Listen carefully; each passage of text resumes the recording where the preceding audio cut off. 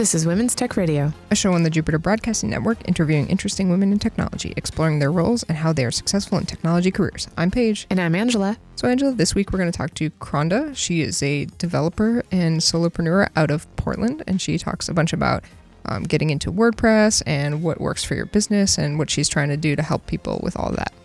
And it is a great interview. Before we get into it, I want to mention that you can go to patreon.com/today to support Women's Tech Radio on the Jupiter Broadcasting Network. It is a subscription-based funding for this network, and it will go for Women's Tech Radio. And we get started by asking Kronda what she's up to in technology today.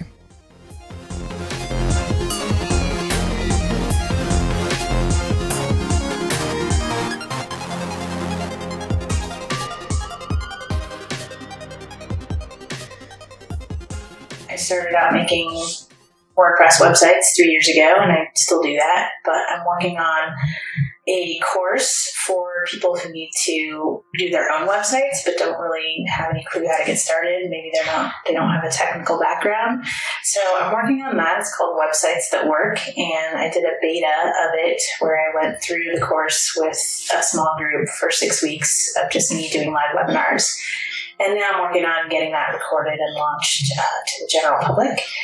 And I'm revamping my business to just be more relationship-oriented and more recurring. So instead of, making a website and fading into the sunset, really looking for people who want ongoing support and marketing work, and people who are interested in using the power of technology and automation to save them time and make them more money. Because what I find, especially mostly as a single person team, I have a little bit of support, but time is always the enemy. And so if you can automate the things that you do regularly, and if you can get processes in place so that when you do get people to support you, they know what to do and how to do it, then that's really a difference between like having a business and just, building yourself a job. So that's what I'm working on.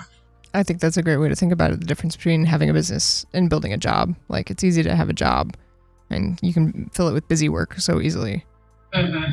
So when you think about like automation and everything, like, what does that mean to you? I mean, I know a lot. I'm an automation junkie, but I don't think a lot of people are really up on what the sort of things you can automate. Yeah, so I actually just put out a blog. Well, I have one blog post. I'm really into ActiveCampaign right now. I mean, really any email automation tool. But so I have a blog post that talks about how you can personalize your marketing with ActiveCampaign with automation. So you can track people's actions, which is a little creepy, but that's the way it is. So, because you can do that, if people click on a link about, support, then they're interested in maybe, maintenance. Or if they click on a link about security, maybe they're worried about their website getting hacked. And you can talk to those people specifically based on their interests. So I have a blog post like that. And then the other thing I'm geeking out on right now is onboarding.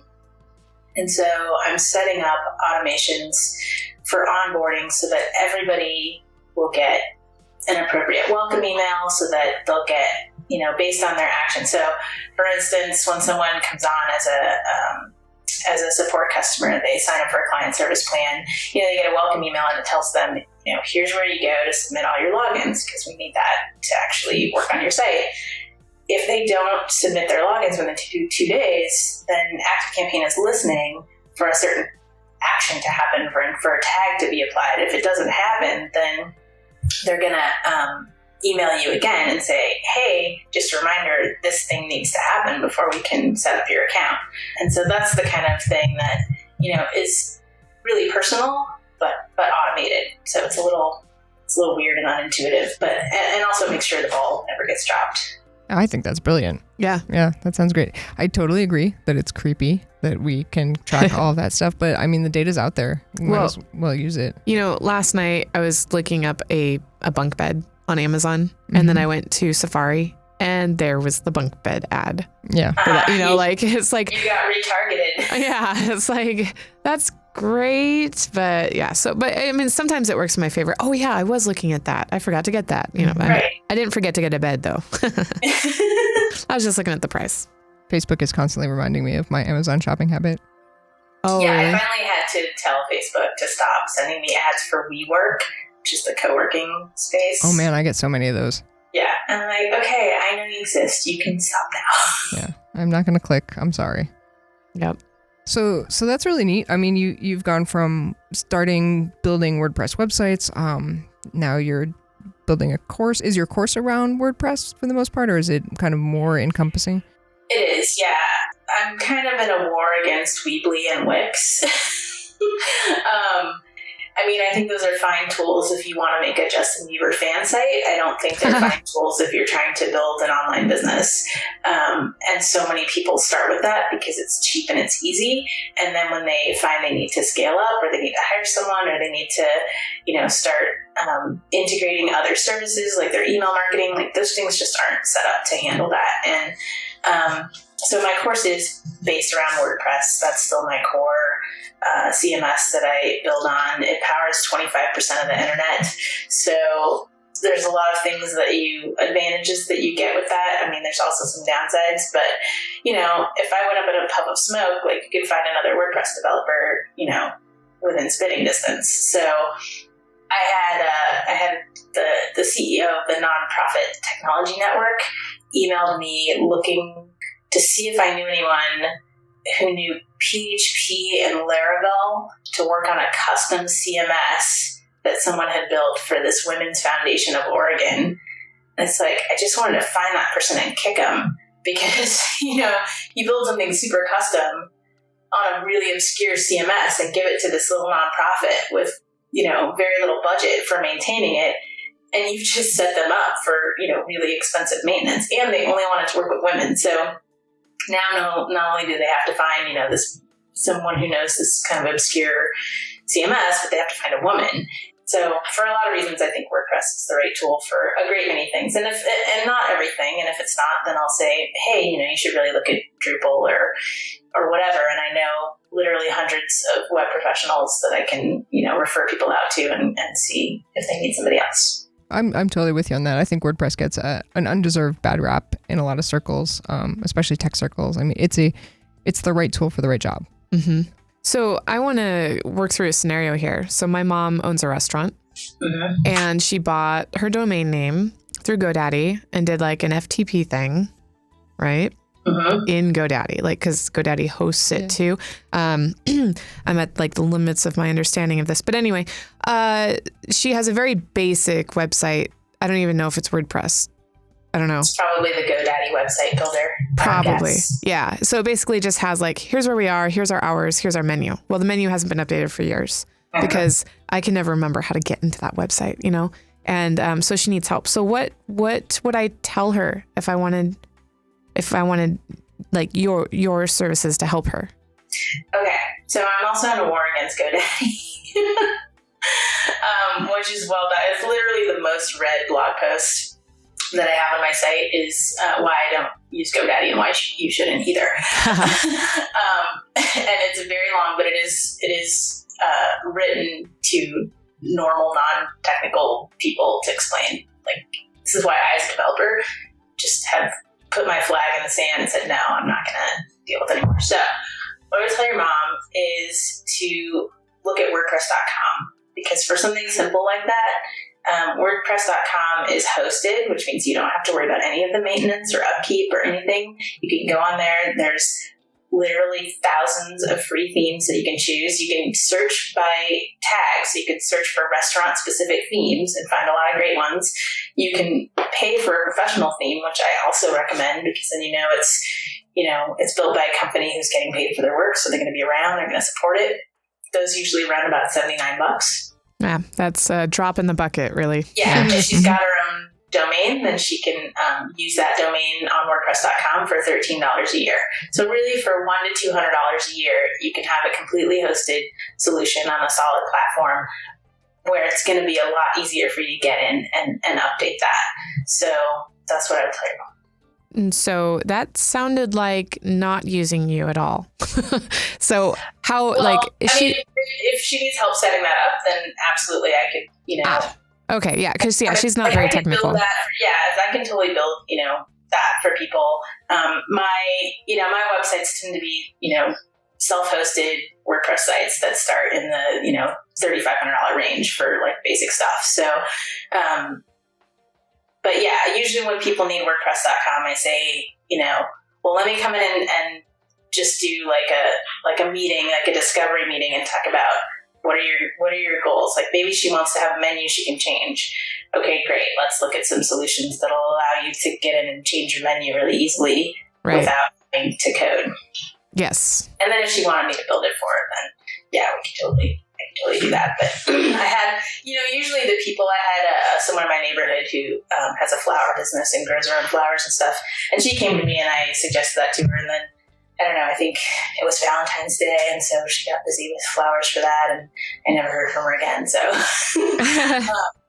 but, it's something I would be willing to do, certainly. What I find is that people who are really, really in that just either low margin or they're super busy or they're really in startup phase, they don't see the value in having an actual really good web presence that can really help them grow their business. And so they don't give it the attention or time or the money to actually follow through.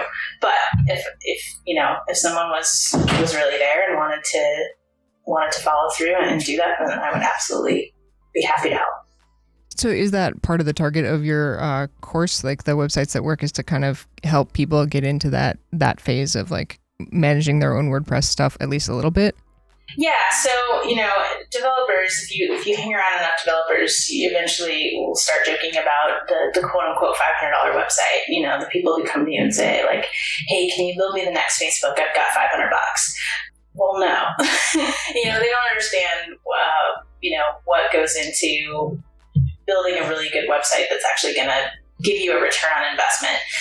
So I said, well, for $500, I can't, I could build you a placeholder, but, but I'm not really interested in that. So I thought to myself, well, for $500, I can't build you a website, but I can show you why I can't build you a website for $500, and I can empower you to do it yourself, because there's a lot of tools out there that will let you do really fancy things without having to code. Like if you can, use Microsoft Word and you can fill out forms on the internet and you have enough attention to detail to follow instructions. I mean, there's a lot of people out there who fall into the, they're not developers, but they're technical. They're comfortable with technology. They're comfortable kind of diving in and figuring things out. And a lot of those people could be making really awesome, starter websites for their businesses. They just don't know where to start. They don't know what the tools are that are out there. So, we don't get to the course is 6 weeks in structure right now. We don't get to actual technical stuff until week 4. So, we start out with the foundation, which is your domain and your hosting and, those things you said were kind of like at the limit of your technical understanding. There's a whole module just about that to understand it, because what I find is that a lot of my clients come to me and they don't even own those things. So your mom's doing great. Because she went on and she did it herself and it's her name on the account. I literally have had people come to me and say, hey, I want you to help me with this. And I say, okay, well, give me your logins and your access. And they say, oh, well, our old developer set that up. Right. And it's like, and if you think about the correlation, if you're going to open a brick and mortar business or you're going to buy a house, you would never, ever let your real estate agent sign those papers. Right. But that's essentially what people are doing. So the first conversation I have to have is, okay, well, you don't actually own this, so let's fix that. So that's like week 1, and then we talk about discovery and the hard part about websites isn't really making them. It's what are you going to say? It's what are you trying to achieve with your business? How are you going to communicate with your customers? And, you can, once you become aware of that and you start cruising the internet, you can see really easily, who knows and who doesn't, because their sites, the sites of the people who don't know or the businesses that don't know will talk about me, let me tell you why we're the greatest and this and that and that. And the sites who get it will talk about solving your problem. So, they immediately know, the customers here for something like, oh, you've got bugs in your house, you need an exterminator, we will get rid of all your bugs in 48 hours. That's somebody who gets, that when somebody comes to your website, they're trying to solve a problem. So the hard part is, figuring that stuff out, figuring out who your ideal customer is and figuring out, how to connect with them and how to show them that, yes, I have solved this problem for other people and I can solve it for you. And that's what will make somebody buy from you. And I teach this, and I also am just constantly it's not like I have it all figured out. So I'm constantly, tweaking my site. I just redid my site actually last month in 2 days before we left for a trip, because had all these things that I knew I wanted to do. And so, I'm constantly improving these things for myself, and then I want to do the same thing for my clients. Oh, that's awesome. I mean, I think that you're in a great space, and I think that advice is super solid. And it's nice that there are people out there trying to help with that bridge, because it's a super hard bridge for a lot of people, because I think they do. I like to tell people, I've set up a lot of nonprofits on WordPress, and I like to say, and they're like, oh, I don't know if I can do that. I'm like, listen, we'll get everything in your name. We're good to go. And if you can email and use Facebook, you can use WordPress. It's generally that easy. And are there advanced features? Oh yeah, for sure. You can do insane things with WordPress these days. They're building a full open API into that stuff now. It's great for a developer, but it's also super accessible for an end user, which is great. Well, 2 articles that I've read recently that I really like is one was from Matt Medeiros, who does the Matt Report, and it just is called "WordPress is Not Easy." And I think there's kind of a myth out there that WordPress is easy, and it's easier than coding. But for people who are not familiar with tech, or they're a little bit afraid of tech, which is, a good portion of the population, it's not necessarily easy. You can totally do it. And if it's set up correctly, I really think anyone can learn to do the basics of adding content and all that kind of stuff. Because it's so powerful, you can get into the weeds really easily and get into trouble. Yeah. So you need someone to give you that walled garden and say, these are the things that you need to do. Here's how to do them. And if you need to venture outside of that, know when to call for help. And then the other great article was from my friend Erin Hockley, and it was titled "WordPress is a DSLR, Squarespace is a point and shoot."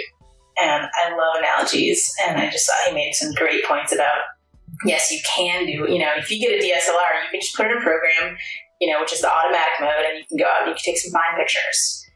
But if you want the power of, aperture priority or shutter priority, those things are there if you want to get into them.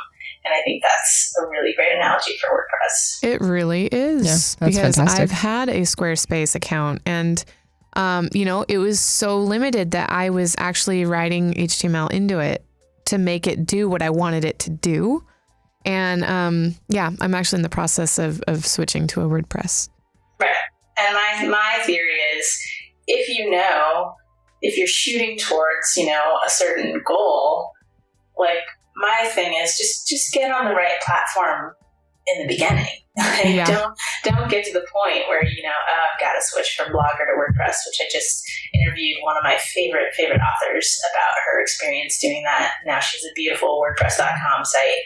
If you want to master email marketing, start with something that can grow with you. If you want to be able to, have a website, but then integrate it with other things, start with WordPress.com. It'll be way easier to transfer over to a self-hosted site if you get to that point, rather than I'm on Squarespace and I have to move, or I'm on MailChimp, but now I need something more powerful.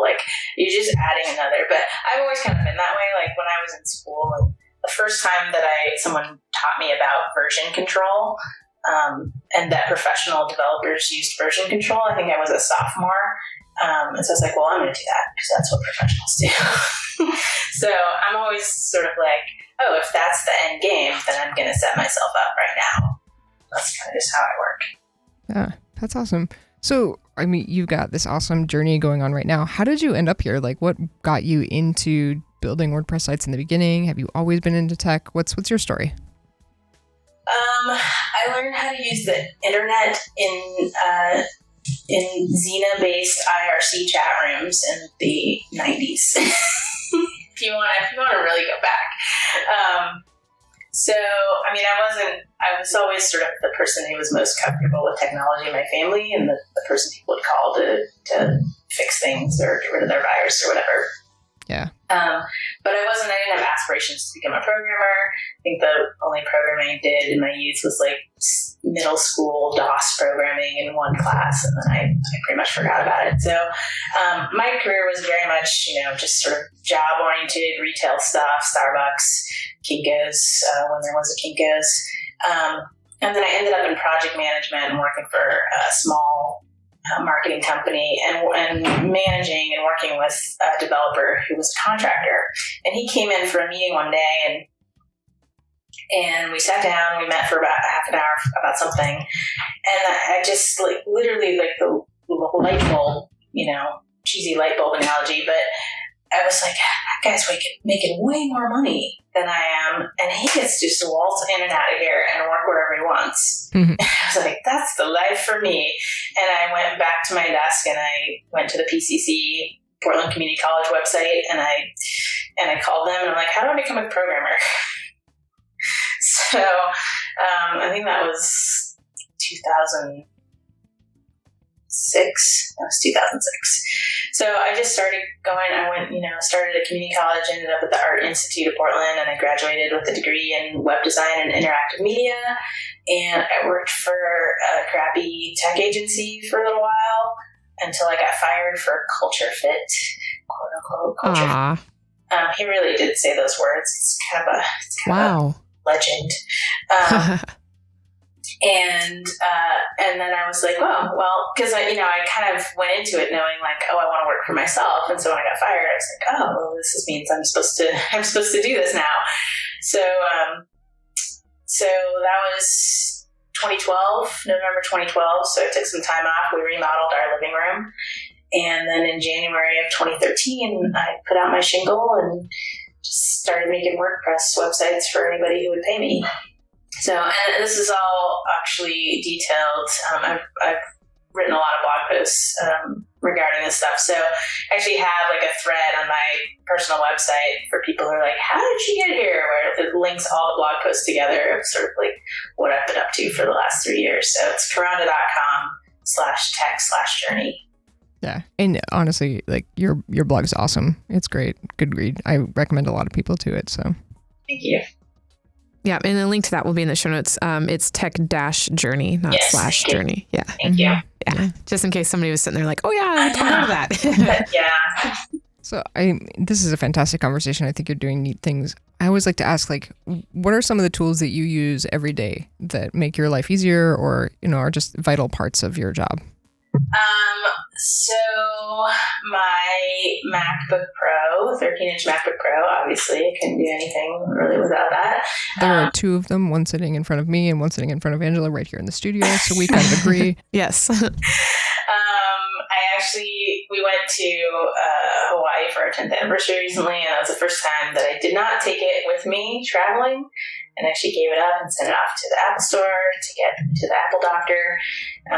So yeah, it's almost literally always with me. Another thing I use every day, probably I don't know, 20 times an hour. I use one password, which is software made by a company called AgileBits, and it basically manages all your passwords and secure data, and it's called 1Password because it's a digital vault, and you just remember the 1Password to get into it, and then it stores all your passwords, then logs you into sites. And that's another thing I'm very evangelical about. And I have a blog post that came out recently with 1Password for Teams, which makes it really easy to share all those passwords. And at that point, I declared that from now on, all my clients will be required to at least have a guest login, and so that I can give them strong passwords. Because I literally, especially in the beginning, have had clients come to me with password in their password. Yeah. Mm-hmm. Yeah, that's a good requirement to have. I don't know why you got hacked. It's a mystery. So that's something I use just like hour upon hour. What else? I'm really getting into obviously video, and with producing my course. So I'm learning all about producing video and editing video. So ScreenFlow is something that I'm really into right now. I use that to record and edit the videos for my courses. What else? my iPhone. Do I really need to even say that? I've been surprised recently actually hanging out with people, even like tech people who like my iPhone. I really feel like it's part of my brain at this point. Like I have outsourced several former brain functions to my iPhone, and other people will be like, yeah, the only thing I do on my iPhone is check Facebook. And I'm like, no. Yeah. Yeah. Or then I'll meet people who are very technically savvy, but they don't want to be married to their phone. And so they've shut it down. They've like walled it off, like they turned off all their notifications and they only, they turn off their email and whatever, which, I respect, but yeah, I'm pretty married to it. I go back and forth on that one. I like go through times where I'm like, I need to not be so neurotic about the notifications and everything. And then I also go back and I'm like, I love the things. I love it right now. But, I turned them all off for our vacation and I really liked it. Which is easy when you're in Hawaii. Right. But most of them are still off. I haven't really turned a lot of them back on.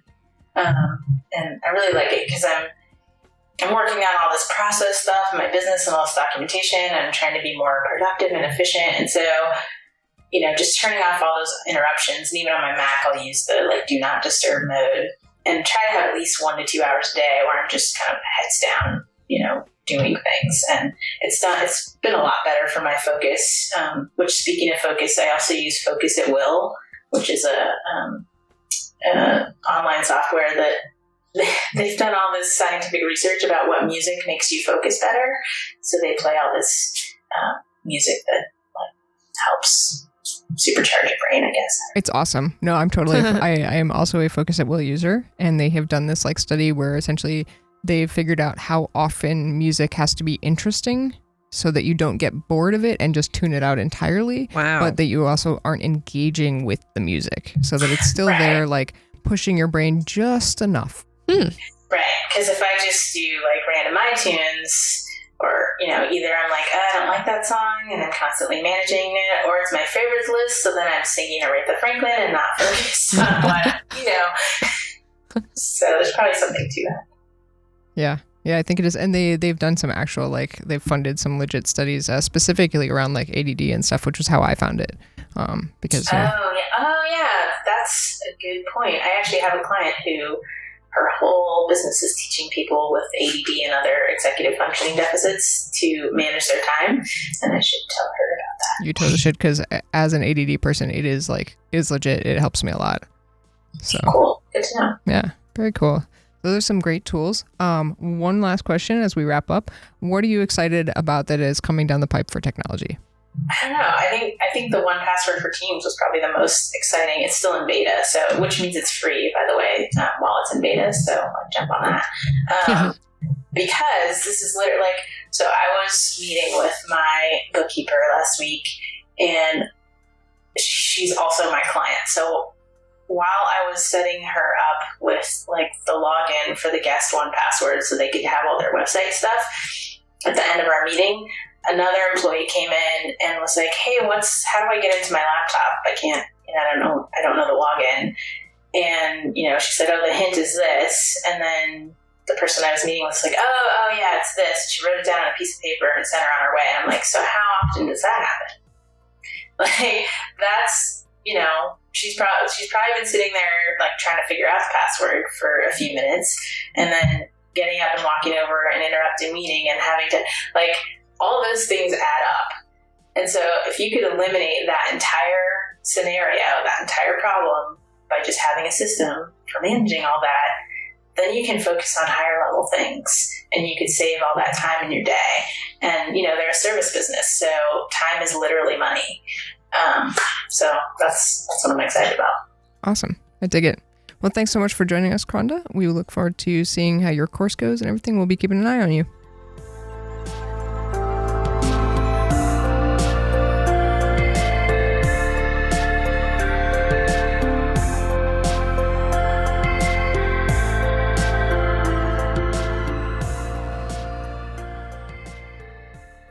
Thank you for listening to this episode of Women's Tech Radio. Remember, you can find show notes over at jupiterbroadcasting.com. Do the show drop down for Women's Tech Radio. There's also a contact form on there.